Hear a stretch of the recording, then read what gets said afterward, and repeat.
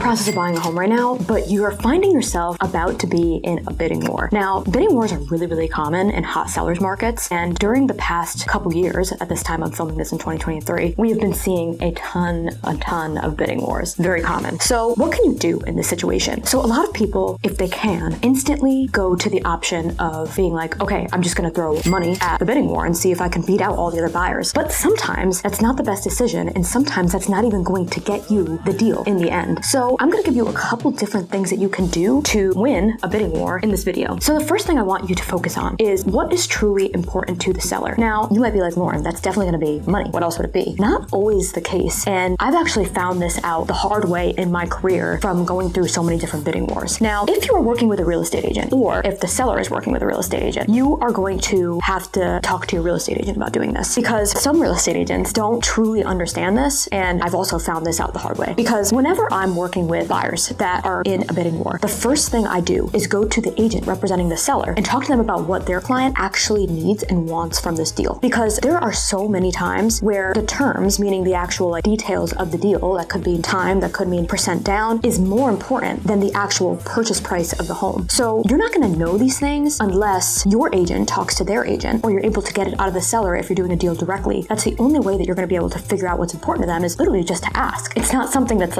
advertised out there being like, this is what's important to the seller, on the listing. That's not how it works. So asking directly is going to really help you in this situation. So once you find out what is important to the sellers, then you can make a decision on what to do. And it might not be just going up in the purchase price right away. So there is something called an escalation clause. So an escalation clause is when you give your agent permission to go up to a certain purchase price, and they're able to go up in increments to a certain amount that is the final amount that you're willing to give. So basically those increments only go up when another offer is on the table, and then you need to go up to the next increment. So if you have, say, $30,000 wiggle room that you can use in your escalation clause, you might give them $5,000 room to play. So say you start at, pretend the purchase price was $150, we were talking about the escalation could go up to $180. So you can go up in $5,000 increments, $155, $160, $165, and do it like that based off of what is going on with the other offers on the table. So that is one way that some agents have their clients go about a bidding war, because they're not putting all their cards on the table at once with their final offer amount. So escalation clause could be a good option. The one thing about an escalation clause, and why I typically don't love to use it that often, is just because if it is a true bidding war, typically time is of the essence. And if an agent that is representing the seller is putting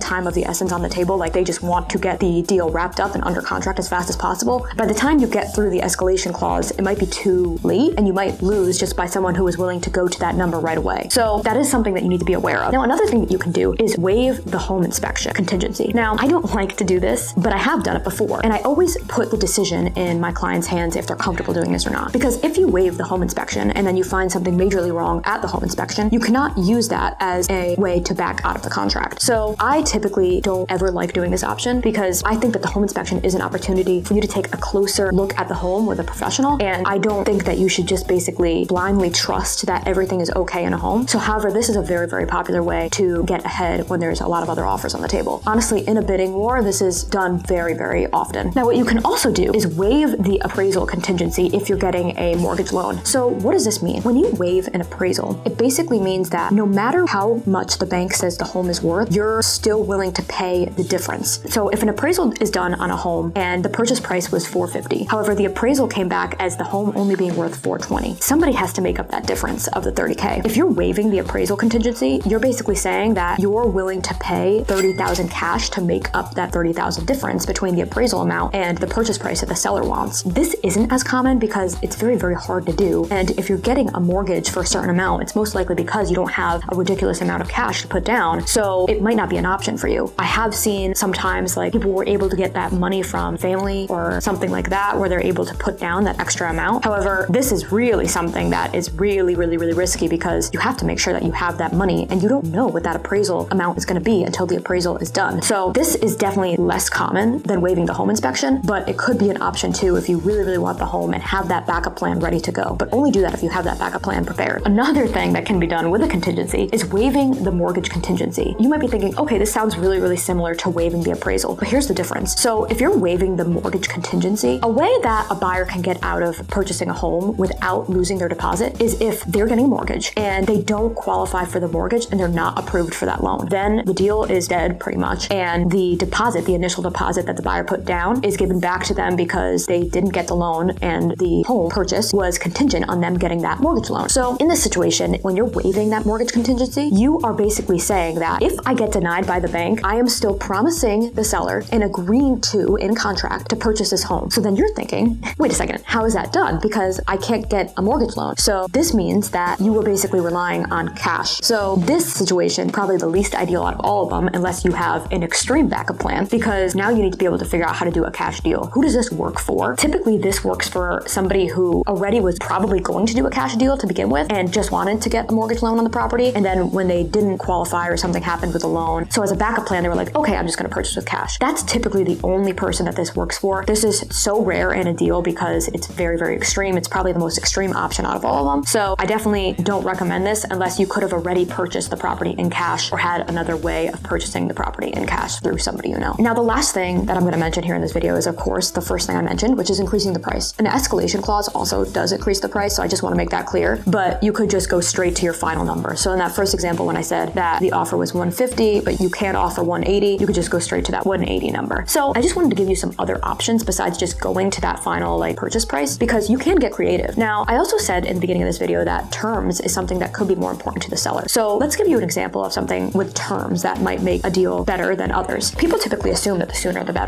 People want to close on the property as fast as possible, especially when they're selling a home. Sometimes I've actually seen that a seller might be really overwhelmed by the move and they actually might not want to close on that home right away. So if you or your agent can find out that the seller actually maybe wants to stay in the home 6 more months so then they can lock up a home in another part of the United States that they want to move to, if you find that out, then offering terms of closing in 6 months rather than closing in less than 2 might actually win you the deal in that situation. But you would never know that that was that seller's situation unless you found that out. So that's why I say asking about each individual seller and what their intentions are with selling their property is so important, because that's a rare case of you would never know unless you ask. So I like to always ask first, because something ridiculous like that might actually be what wins the deal. And I've seen that done before, literally with that 6-month example. So that's why I say that you never know until you figure out what's important to the person on the other side. So I don't want you to go right away to just throwing money, because that might not win you the deal and it would cost you so much more money. So figure out first what's important if you can, and then consider all those other options that I said if you still want to continue with purchasing the property. Now, I want you to also remember too that over the past couple years, we've seen a lot of people paying absolutely ridiculous prices across the country for homes that might not actually be worth that price. So I want you to also be very, very careful about potentially being upside down on a loan long term where you owe more on a property than it's worth, because sometimes when there's a bubble in the market, that happens. I tell my buyers not to get too swept up to the point where they're going ridiculously over asking price, because you have to ask yourself at the end of the day, is it actually worth that price? And sometimes it is, but sometimes it's not. So I do want you to consider that as well. I don't want anyone watching this video to ever get themselves in a bad situation because they were in a bidding war and they kind of got caught up in the chaos. You need to be calm, cool, and collective and just really, really think about the situation and what it means financially for you. I know that purchasing a property is really an emotional process and people just get swept up, but take a step back and really work with your agent to figure out what's best for you and what's best for the seller side as well. So I hope that helped you. If you guys have any other creative ideas or have been in this situation before, just let me know in the comments, because I just love hearing from you guys and I can definitely make a follow-up video on the topic if there's anything else I feel like I want to talk about.